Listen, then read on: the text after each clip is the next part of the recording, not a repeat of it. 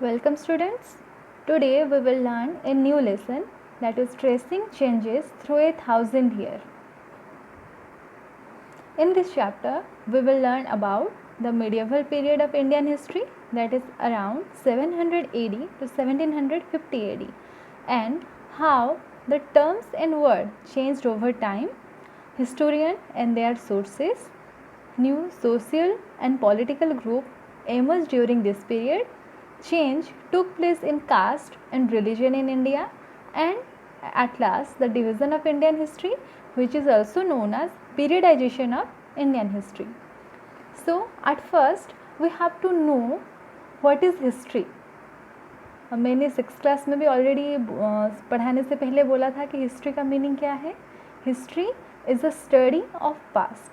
तो अगर हम इंडियन हिस्ट्री के बारे में बात करें तो इंडियन हिस्ट्री को पढ़ने के लिए, स्टडी करने के लिए इजी हो, इसलिए क्या किया गया है, इंडियन हिस्ट्री को 3 डिवीज़न में डिवाइड किया गया है.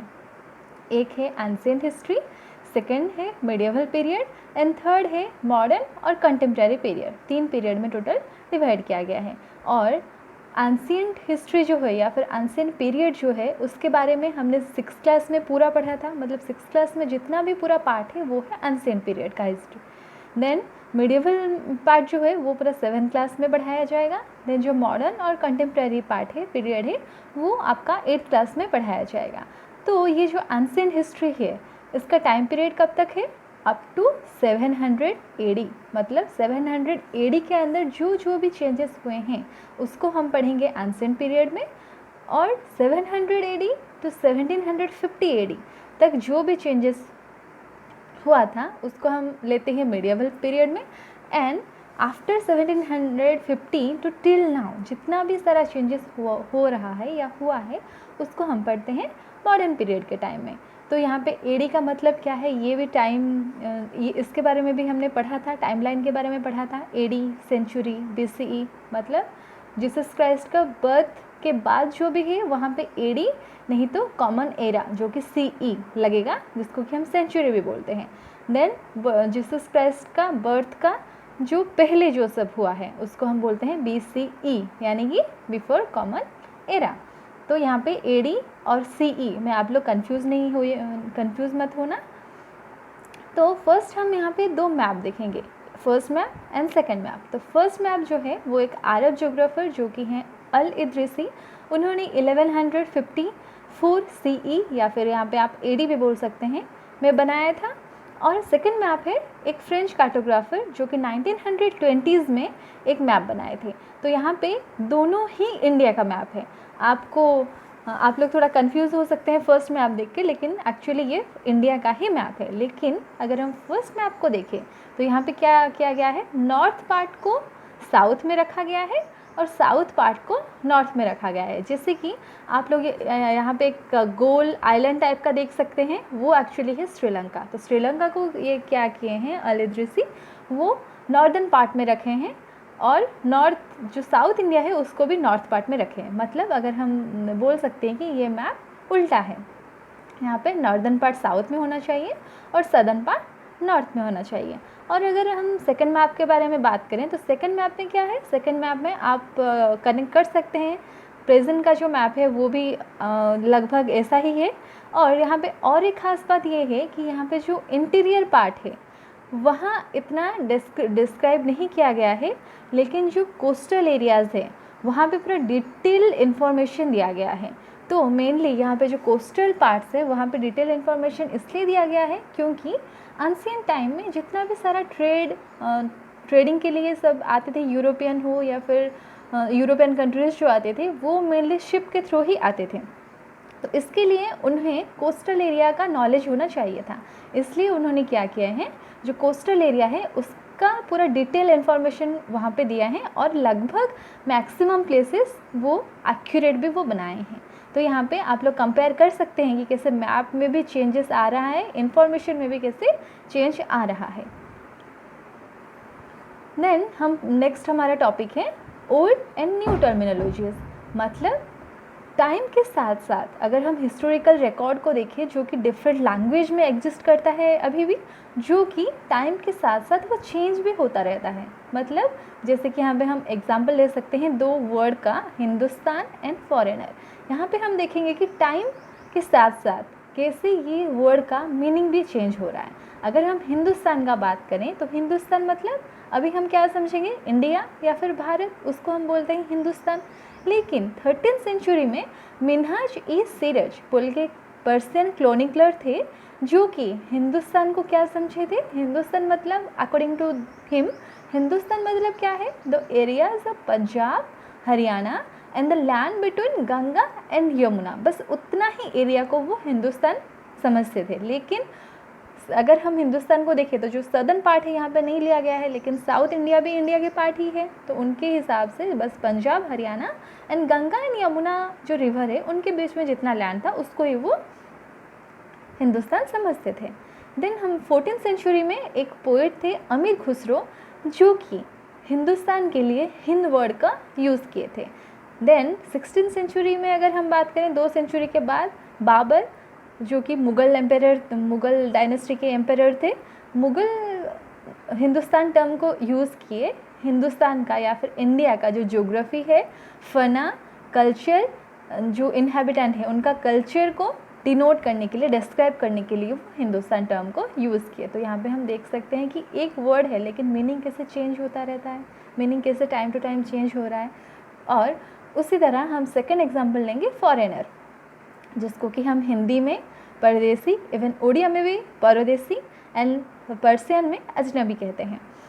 तो एक्चुअली अगर अभी का हम बात करें तो अभी फॉरेनर मतलब हम क्या समझते हैं, फॉरेनर मतलब कोई भी आदमी जो कि इंडियन नहीं है, कोई भी पर्सन जो कि इंडियन नहीं है उसे हम बोलते हैं फॉरेनर। मतलब जो सब बाहर कंट्री के लोग हैं, इंडिया को छोड़ के बाकी जो कंट्री के लोग हैं सब होंगे फॉरेनर। लेकिन मीडिएवल पीरियड में फॉरेनर मतलब कोई भी स्ट्रेंजर, कोई भी अजनबी को वो लोग फॉरेनर बोलते थे। सपोज़ कोई भी एक गांव है, आपके गांव में अगर आपका पास का गांव का भी कोई आदमी आता है तो उससे फॉरेनर बोला जाता था, लेकिन अभी उसका मीनिंग चेंज हुआ है। तो यहाँ पे भी हम देख सकते हैं कि टाइम के साथ साथ वर्ड का या टर्म का मीनिंग कैसे कैसे चेंज होता जाता है।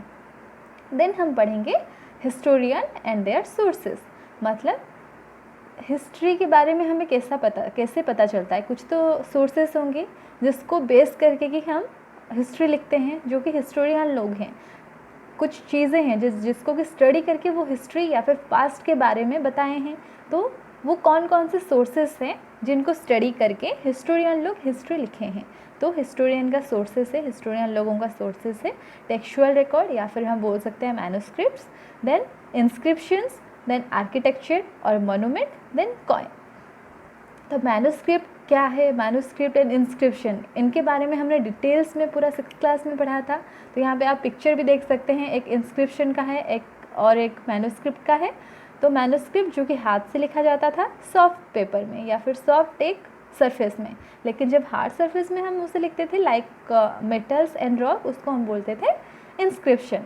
तो यहाँ पे दो पिक्चर दिया गया है, आप डिफ्रेंशिएट कर सकते हैं कि कौन सा इंस्क्रिप्शन है एंड कौन सा मैन्युस्क्रिप्ट है। तो ये मैन्युस्क्रिप्ट और जो इंस्क्रिप्शन, इसमें बहुत सारे किंग अपने बारे में लिखे थे, तो वहाँ से हमें उनके बारे में और पास्ट में क्या हुआ था उसके बारे में भी हमें बहुत सारा डिटेल्स में इंफॉर्मेशन मिलता है। तो हिस्टोरियन लोग उसको बेस करके हिस्ट्री लिखे हैं। देन है आर्किटेक्चर और मॉन्यूमेंट, इसके बारे में भी हमने 6th क्लास में पढ़ा था, जैसे कि बहुत सारा दरगाह के बारे में, टॉम के बारे में, स्तूपा के बारे में, टेम्पल्स के बारे में। तो उधर से उनका आर्किटेक्चर के बारे में और उनका कितना नॉलेज था आर्किटेक्चर का, उसका भी हमें पता चलता है।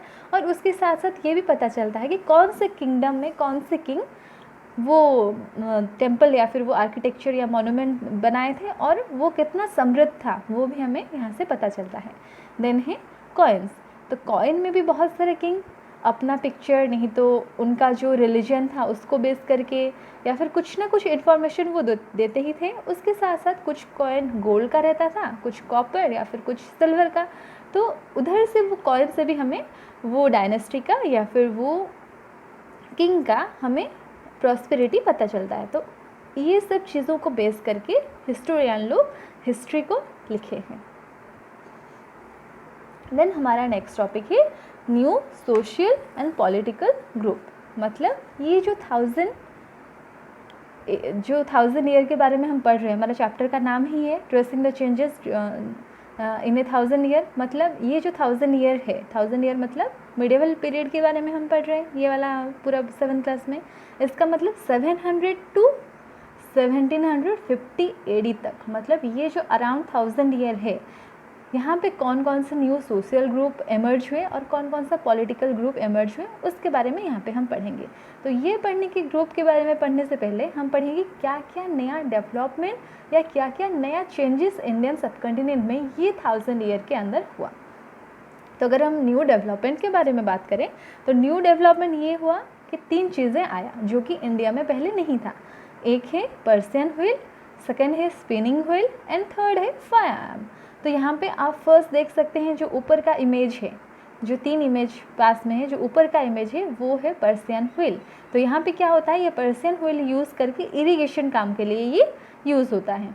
ये पर्सियन व्हील क्यों नाम दिया गया है इसको, क्योंकि ये पर्सिया जो कि एक कंट्री है वो पर्सियन कंट्री से आया था, इसलिए इसको पर्सियन व्हील बोला जाता है। देन है स्पिनिंग व्हील। यहाँ पे आप देख सकते हैं एक स्पिनिंग व्हील है, एक ओल्ड लेडी बैठी हैं जो कि एक स्पिनिंग व्हील के पास बैठी हैं। इसको यूज़ किया जाता था वीविंग के लिए। देन सबसे नीचे आप देख सकते हैं गन है जो कि फायर आर्म बोला जाता है। तो ये फायर आर्म यूज़ होता था वॉर के लिए। तो ये सब चेंजेस आया। और इसके साथ और क्या क्या नया चेंजेस आया, बहुत सारे new food and beverages Indian continent में अराइव हुए, जैसे कि फूड लाइक पोटैटो, चिल्ली, ये सब और कॉर्न, ये सब चीज़ें नया आया। और अगर बेवरेज मतलब जो कि हम पीते हैं, पीने योग्य जो चीज़ें हैं, जैसे कि टी एंड कॉफ़ी, ये सब चीज़ें इंडिया में नहीं था। मतलब potato, corn, chilli, T, coffee, ये सब बाहर कंट्री से बाद में इंडिया में आए हैं। तो ये कब आया, ये जो 1000 ईयर है इसके अंदर ही ये इंडियन सबकॉन्टिनेंट में ये सब चेंजेस आया।